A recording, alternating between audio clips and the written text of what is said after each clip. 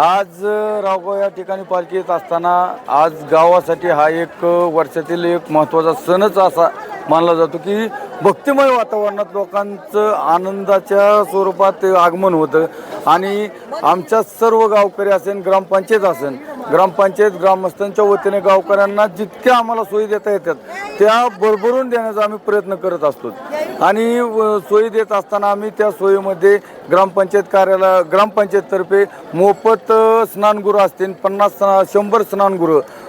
प्रत्येक स्नानगृह वेगवेगळा कप्पा करून शावर प्रत्येक स्नानगृहात बसवलेले आहेत। प्रत्येकाला चेंजिंग रूम वेगळे आहेत आणि मोफत चप्पल शिवणे असन मोफत इस्त्री असन मोफत मसाज सेंटर असन मोफत आरोग्य वैद्यकीय सेवा असन वैद्यकीय सेवा अगदी बेड आणि ती सगळ्या सुविधा व्यवस्थितपणे आम्ही देण्याचा वारकऱ्यांना प्रयत्न करत आहोत। गावामध्ये येत असताना बऱ्याच ठिकाणी खड्डे दिसून येत होते, परंतु त्या ठिकाणी आता कुठे ग्रामपंचायतीनं ते खड्डे बुजवल्याचं दिसून येतं काय ही तात्पुरती मलमपट्टी ही आमच्या दृष्टिकोनातून आम्हाला असे वाटते की तात्पुरती मग आम्हाला एक प्रशासनाला बी एवढं सांगायचं आहे की बाबा आम्हाला एक कायमस्वरूपी पालखी स्थळावरती एक 10,000 स्क्वेअर फूटचा एक मंडप द्यावा जेणेकरून वारकऱ्यांना जागोजागी 1-2 ठिकाणी ग्रामपंचायत असेल किंवा ग्रामपंचायत आणि गायरान आणि गावठांची जागा भरपूर गावामध्ये शिल्लक आहे त्या 1-2 ठिकाणी जर मोठे लहान मोठे मंडप जर दिले तर त्या मंडपात वारकऱ्यांची व्यवस्थित सोय होईल आणि गावांतर्गत जे रस्ते असतील त्या रस्त्याची व्यवस्थित सोय जर प्रशासनाने लक्ष तर देतच आहे पण ह्या सुखसुविधा पुरवल्या तर अगदी आम्हाला आणि त्यातून बी आनंद जास्त भेटेल। संत निवृत्तीनाथ महाराज या पालखी सोहळ्याचे जे विश्वस्त आहेत यांनी रावगावकरांचे आणि खरं तर सरपंच म्हणून आपले कौतुक केलेलं आहे, आपल्या आयोजनाचं नियोजनाचं कौतुक केलेलं आहे काय सांग? हे बघा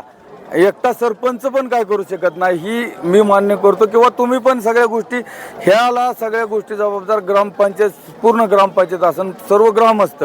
एक मोहरक्या म्हणून मी सगळ्या गोष्टी करण्याचा प्रयत्न करतो आणि त्या सर्वांना मला सर्वजण सहकार्य मिळून करतो त्यामुळं सर्वांच्या सहकार्यामुळं आज हा सोहळा अतिशय आनंदात आम्ही पार पाडत असतो। तहसीलदारांनी सुद्धा आता कुठेतरी तुमचं कामाचं म्हणजे कौतुक केले, तुमच्या कामाची पोचपावती दिले, चांगल्या प्रकारचं तुम्ही या ठिकाणी नियोजन केले। ह्या वर्षीच ना आम्ही 3 वर्ष झालं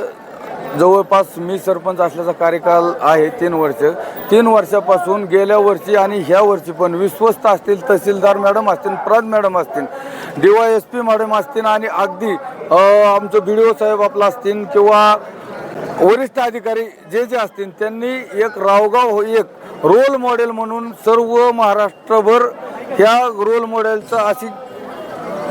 अशा गोष्टी सर्वत्र मुक्कामाच्या ठिकाणी कराव्यात असं एक प्रशासनाचं म्हणणं येते आणि ह्यांच्या ह्या म्हणण्यानुसारच आम्हाला ह्या गोष्टीचा आनंद भेटतो आणि गेल्या वर्षी जी असे बोलले अधिकारी हे आनंद भेटल्याच्या नंतर आम्ही ह्या वर्षी त्याच्यापेक्षा चांगलं करायचा प्रयत्न करतो आणि ह्याच्या पुढं अगदी ह्याच्यापेक्षा चांगलं करायचं 100% प्रयत्न करणार आहोत। अंदाजे वारकरी किती आले आहेत? आता महाराजांच्या पालखी प्रमुख असतील किंवा अध्यक्ष असतील यांच्या सांगण्यावरून 1.25 लाखाच्या आसपास वारकरी येथे मुक्कामाला राहतील, काय वारकरी पुढे जातात जेणेकरून आता ह्या वर्षी आम्हाला थोडी एक शंका जाणवते की बाबा वारकऱ्यांची सुखसुविधा होते की नाही, परंतु आम्ही जिल्हा परिषद शाळा असेल हायस्कूल असेल सर्व मंदिर असतील ग्रामपंचायत असेल सर्व कार्यालय असतील ही सर्व खुले करण्याची सूचना दिलेल्या आहेत आणि तिथं प्रत्येक ठिकाणी लाईट असेल जेणेकरून लाईटची सुविधा केलेली आहे, फॅनची सुविधा केलेली आहे, काही ठिकाणी साफसफाई करून तिथं गाद्या सुद्धा टाकण्याची सुविधा केलेली आहे।